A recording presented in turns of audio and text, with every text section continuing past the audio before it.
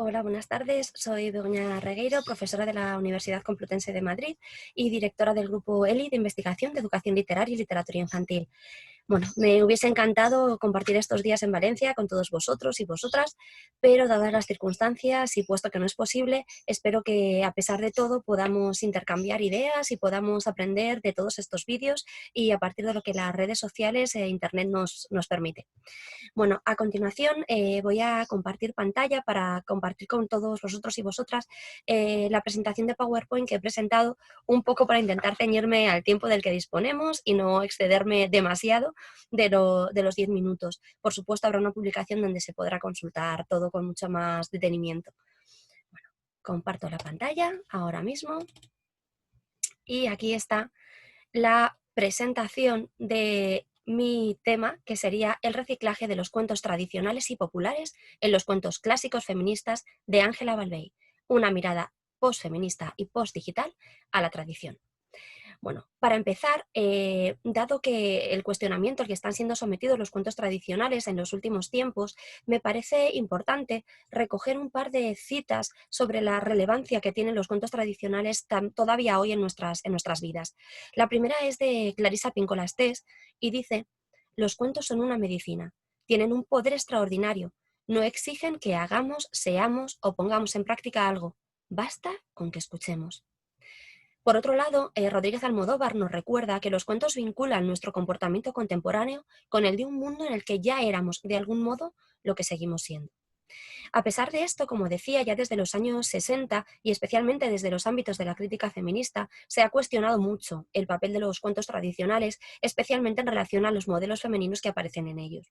Así, por ejemplo, Domínguez García afirma que aparece mujeres cuyo rol es poco compatible con la revolución sexual de los años 60.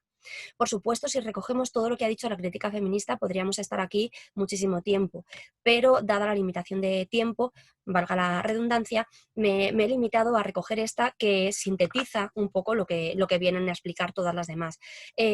También se habla del enfrentamiento entre mujeres como base del argumento, esto sí que me interesa rescatarlo, pero bueno, con eso creo que se sintetiza un poco lo que se ha dicho, que si no estaríamos aquí hasta mañana.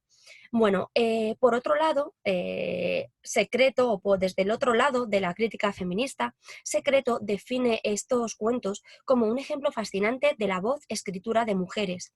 Y Dolores Juliano habla de un espacio de comunicación y de reivindicación femeninas, un poco frente a los canales oficiales de la cultura manipulados o dirigidos por los hombres a lo largo de los siglos. Estarían estos ámbitos de una cultura más popular donde la mujer sí que podía tener la palabra. Por su lado, Zipes habla de cómo las mujeres empleaban estos relatos para transmitir modelos de moral en el siglo XVIII. Es decir, el papel de la mujer dentro del cuento tradicional queda defendido o valorado dentro de un sector importante de la crítica. Todo esto me parece que queda perfectamente explicado también desde los estudios que ha realizado Valentina Pisantí, donde dice que en el plano ideológico se puede manipular muy fácilmente los cuentos. Es decir, desde esa base, desde esa estructura, que sería lo principal del cuento, también de acuerdo con las teorías de Propp, se pueden modificar las capas más superficiales, que es lo que respondería a la ideología de la época en la que cada uno de los cuentos ha sido recogido, ha sido adaptado, versionado o reescrito. Igualmente, Rodríguez, en otro estudio, dice que el feminismo encuentra la ambivalencia de este género, tanto su peligro como su potencial para cambiar valores, es decir, el peligro por estos valores arcaicos, patriarcales que puede llegar a transmitir, pero también su potencial, dado que esas modificaciones en la capa superficial pueden ayudarnos a transmitir los valores que hoy día queremos transmitir. Aquí he puesto una ilustración de la Cenicienta de Disney como un modelo de lo más idealizado o de lo menos feminista, por decirlo suave, y otra de la Cenicienta que no quería comer perdices, que me parece el polo opuesto, dos mismos cuentos en el que se puede transmitir valores muy diferentes. Bueno, en esta línea entraría también la obra que hoy vamos a trabajar, los cuentos clásicos feministas de Ángela Balvey, donde recoge varios cuentos clásicos, algunos tradicionales, otros de autor, todos ellos reescritos, versionados o reciclados. Para ver un poquito estas modificaciones o que implica esta reescritura o este reciclaje, me interesa recoger, aunque solo sea un momentito, dos citas de lo que se entiende por reescritura y de lo que se entiende por reciclaje. Cecilia Secreto, cuando habla de la reescritura, dice que reescribir es volver, es visitar, es releer, es dialogar, discutir, repensar, reinstaurar, sentar la diferencia. También es admirar, querer ser, parecerse, buscar en el otro, acercarse al otro, alejarse del otro. Me parece muy importante recuperar esta cita porque muchas de las reescrituras o de las versiones que se han hecho desde la crítica feminista más radical, lo que han hecho ha sido romper el diálogo y simplemente deconstruir lo que tenía el cuento tradicional, sin conocer los códigos de género y sin intentar ver qué hay de salvable en los cuentos. Esto es algo que me parece que hace muy bien Balvey porque ella efectivamente dialoga con el cuento.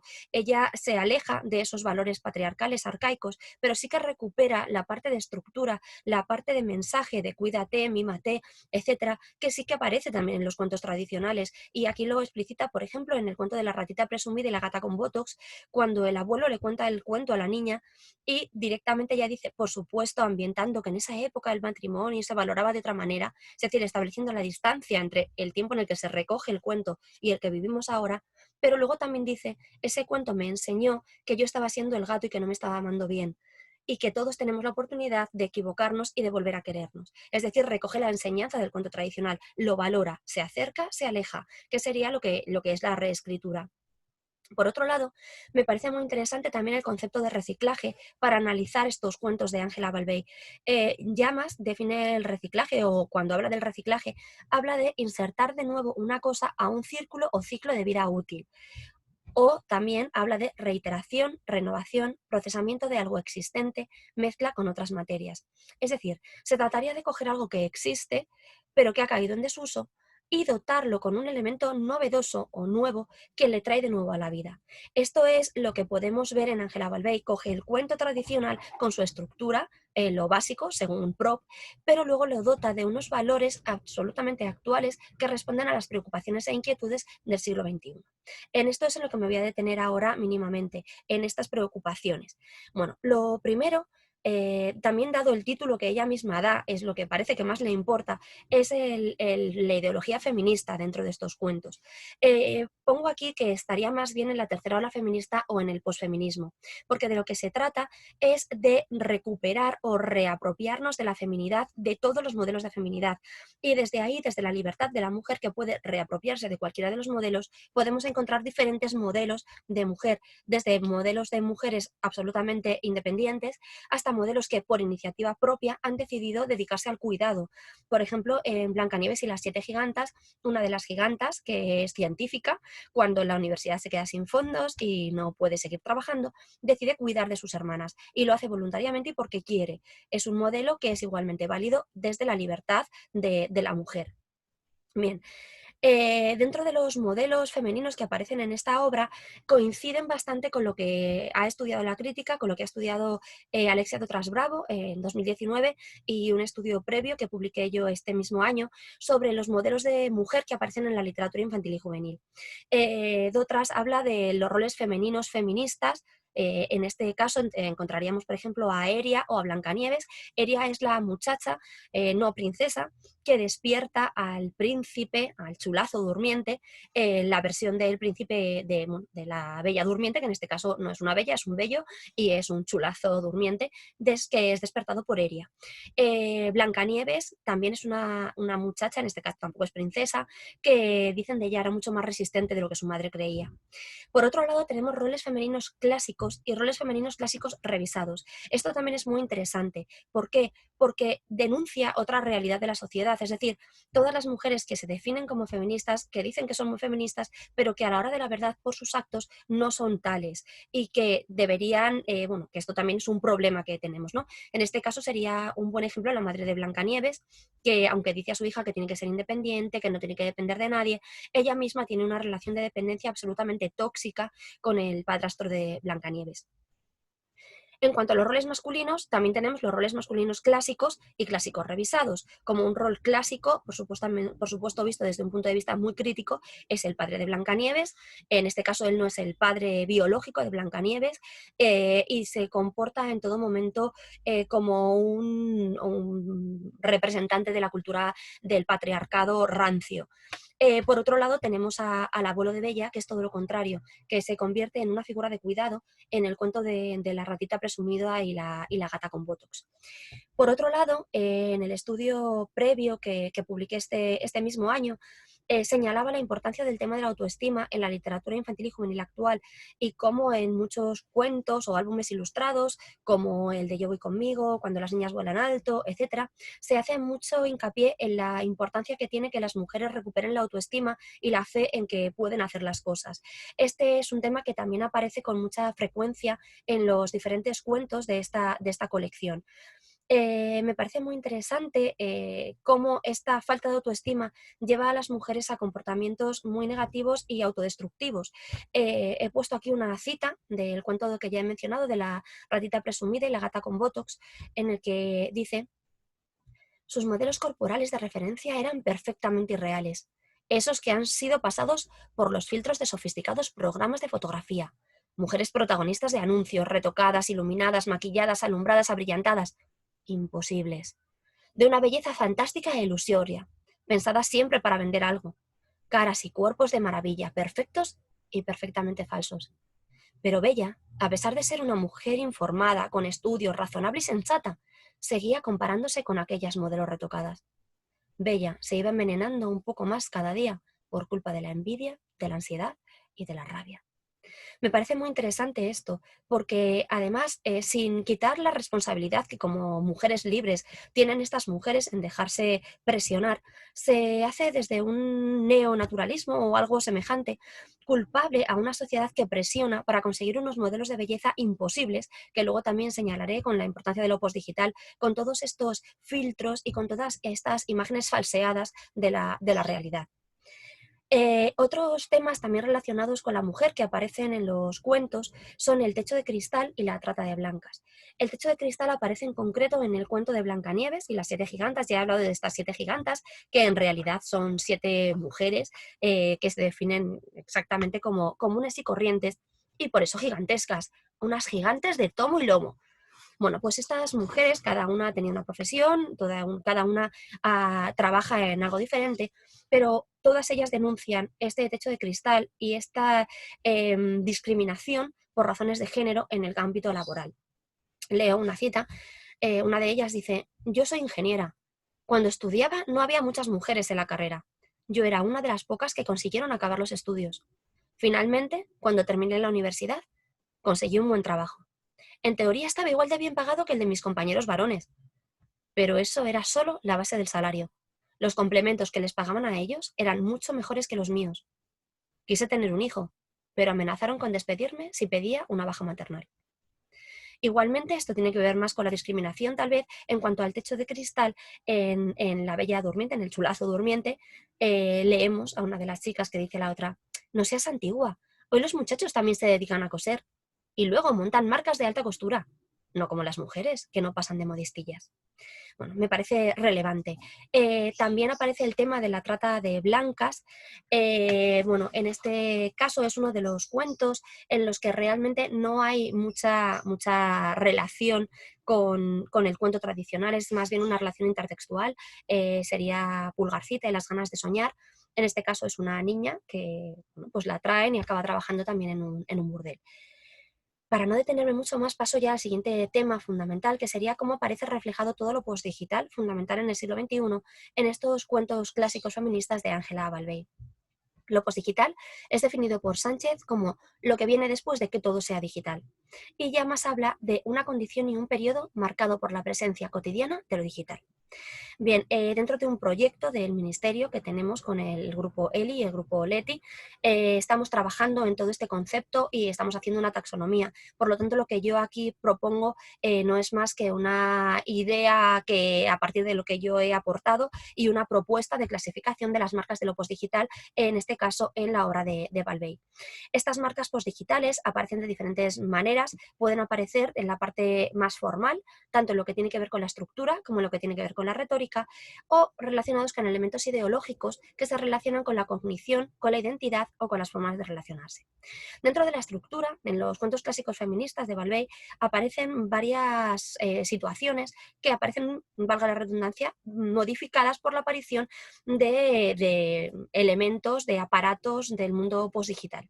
Así, por ejemplo, en Caperucita Toll, o sea, Alta, aunque la abuela es la que reduce al lobo, al personaje masculino que encarna al lobo en este caso, la policía llega porque Caperucita ha mandado un WhatsApp al chat de familia y sus padres han llamado a la policía.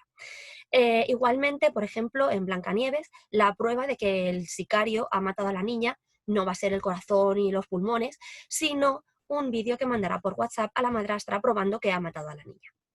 Así hay varios elementos. Dentro de la retórica también es interesante ver, por ejemplo, que en uno de los casos hablan de me ha gastado los datos del corazón, o la vida es como una app que nunca se agotan todas sus posibilidades. Es decir, se utilizan como términos de comparación dentro de las metáforas. Dentro de los elementos ideológicos relacionados con la cognición y el modo de conocer, con la identidad y con las formas de relacionarse, aparece también en múltiples ocasiones. La forma de acercarse al conocimiento que aparece en los diferentes cuentos es siempre Yahoo, Google, por ejemplo, en La princesa poligonera y el guisante emoticono, tiene una reacción cutánea y buscan Yahoo, que es lo que le puede estar pasando. En El chulazo durmiente habla de cómo buscaban todo por Google. El padre de Caperucita, que hace la tarta, también una inversión de roles ahí, busca un tutorial de cómo hacer las tartas. Es decir, son formas de acercarse al conocimiento, todas ellas de un mundo postdigital. Por otro lado, la identidad se crea a partir de las redes sociales. Una vez más, estos filtros que ya he mencionado crean una identidad y una imagen falsa que es la que se proyecta y que también tiene que ver con el exhibicionismo y con una forma de relacionarse irreal. Esto me lleva también a hablar de la visión crítica de todo esto digital. En cuanto al conocimiento, se habla del falso conocimiento que implica, ¿no? Se dice que los emisarios o los sabios de la corte en el chulazo durmiente no sabían ya ni el alfabeto desde que todo lo buscaban en Google. Pero también aparece una denuncia mucho más importante, tal vez, en esta forma de relacionarse con desconocidos. Aparece tanto en La princesa poligonera y el guisante emoticono como en Caperucita. Aquí en Caperucita dice, por ejemplo, cito: en fin, podría decirse que señor ya no es tan extraño para mí, pues llevamos un buen rato hablando y andando juntos. Cabría pensar que somos amigos. Sería posible asegurar incluso que conozco más a señor que a Putin 2003, con quien juego partidas online todas las noches y a quien todavía no he visto la cara, porque dice que no le funciona el Skype. Bien, a partir de esta cita, y recogiendo también todo lo que ya he dicho de lo postdigital, es importante ver la contextualización, es decir, la cantidad de elementos postdigitales que aparecen en las obras. Ya he hablado de Yahoo, de Google, de las bitcoins, de las niñas que se conocen por el nick del Messenger y no por los nombres propios, de cómo Caperucita está todo el día jugando con videojuegos y no quiere ni salir a la calle. El padre de la Cenicienta está todo el día en internet y conoce a la madrastra a través de una app. Son cosas en las que ni siquiera se detienen más, se dan como naturales y normales en esa contextualización, llegando a esa invisibilización del medio del que habla también Llamas, de que es tan cotidiano que ni siquiera se paran a mirarlo. La denuncia y la visión crítica de lo digital también aparecen en algunos cuentos en los que raro no aparece ninguna mención. Por ejemplo, en La Reina de las Nieves o, por ejemplo, bueno, en otro de los cuentos que ahora mencionaré. No hay ninguna mención a lo digital y eso también es una crítica y una denuncia, obviamente. Bien, en cuanto a las otras temáticas del siglo XXI, me parece, aunque sea mínimamente, importante mencionar el tema de la ecología. El tema de la ecología es otro de los temas habituales y recurrentes en la literatura infantil y juvenil actual desde hace ya unos años. Aquí aparece muy claramente tanto en La Sirenita o el problema del cuerpo de la mujer como en La Reina de las Nieves. La Reina de las Nieves es un mundo en el que ya no nieva, es un mundo futurista, ya he dicho que no aparece ninguna referencia a lo digital, un mundo futurista en el que la indiferencia de la gente ha llevado a que desaparezca la belleza. Por otro lado, en La Sirenita o el problema del cuerpo de la mujer, leemos la siguiente cita. Se trata de un ecosistema impresionante, a pesar de que es un poco oscuro y de que de vez en cuando se ve enturbiado por una botella de plástico que algún ser humano lanzó al agua, sin saber que esa fealdad es mucho más indestructible que la belleza a la que hiere, sin darse cuenta de que el plástico contamina la eternidad. Bueno, por otro lado, otro tema que aparece con frecuencia son los nuevos modelos de familia. Es cierto que no aparecen modelos de familia homosexuales, pero sí modelos monoparentales y modelos en los que, como menciona en Blancanieves, el vínculo se establece a partir del amor. Dice, las familias han cambiado, ahora las familias se unen por amor, no por lazos de sangre. En el caso de Blancanieves ya decía que la madre se casa embarazada con un hombre, además de diferente raza, ella es de raza afroamericana, y él no, él es blanco, y para él es un gran problema que su hija sea negra. Por eso también le pone el nombre para hacer el chiste, pero a ella no le importa porque es resistente, como decía al principio. Para él es un problema. Sin embargo, se ve desde un punto de vista crítico que sea un problema y, por supuesto, siempre se defienden estos modelos de familia. Es muy interesante también en, en el cuento de la patita fea, como dice que también habla del tema de la adopción, es una familia, no puede tener niños, adoptan a una niña que también es diferente y que también por eso la consideran fea, y se defiende el tema de la maternidad como algo que no tiene nada que ver con gestar o parir, sino con cuidar, por poner al otro por delante de ti y con un vínculo de amor, y eso es la maternidad. En un párrafo muy hermoso, bueno, bastante cercano a una arenga casi, pero muy hermoso. No lo reproduzco porque me excedería demasiado, pero está en el cuento, así que mejor ir al cuento, mejor que ir a mi texto, ir al cuento a leerlo. Pero desde luego una defensa del amor como vínculo familiar en todo momento. También aparece el tema del bullying, bueno, en Blancanieves, pero sobre todo en la patita fea, a la que en el colegio la insultan, la acobardan, la amedrentan a ella y a otros niños por ser diferentes. Por último, aunque no es un tema que aparezca tratado como tema principal en ninguno de los cuentos, no podemos decir que es básico, y de hecho en el cuento de la Sirenita luego deriva por otro lado. Sin embargo, el comienzo del cuento no deja lugar a dudas y me parece que es muy relevante en este sentido. Empieza diciendo: qué difícil es vivir en un cuerpo equivocado. Bueno, ese cuerpo equivocado, que en el cuento acaba siendo un cuerpo de pez, por supuesto, es muy equiparable a toda esa gente que nace en el cuerpo equivocado, en una identidad sexual diferente. Bueno, para concluir, que ya va siendo hora, simplemente quiero defender la importancia de recuperar los cuentos tradicionales, de recuperar la parte valiosa de esos cuentos tradicionales que nos llevan a lo que llevamos siendo tanto tiempo, como decía Rodríguez Almodóvar, que nos ayudan a sanar, que nos enseñan un montón de cosas relacionadas con nuestra vida y con nuestro crecimiento. Y estos reciclajes, estas aportaciones, todo esto nuevo, les da una nueva vida que permite que todos aquellos reacios por razones ideológicas a los cuentos tradicionales puedan volver a ellos. Y también que su destinatario principal, los adolescentes, que están pasando de la niñez a la edad adulta, vuelvan a ellos y vuelvan sin prejuicios, porque son cuentos escritos para ellos, con un lenguaje cercano a ellos, con marcas postdigitales de su mundo y con unos valores del siglo XXI. Por lo tanto, considero que es una obra absolutamente recomendable. Ángela Balvey, en su prólogo, dice: probablemente Vladimir Prop enarcaría una ceja si tuviese este volumen entre las manos. Confío en que también se divertiría un poco. Bueno, desde mi lectura creo que se divertiría, que lo valoraría mucho y que Pisanti se reafirmaría en que los cuentos pueden cambiar y su ideología puede cambiar constantemente. Y con esto termino mi presentación. Muchas gracias por escucharme y espero que podamos mantener una conversación muy interesante muy pronto. Hasta luego.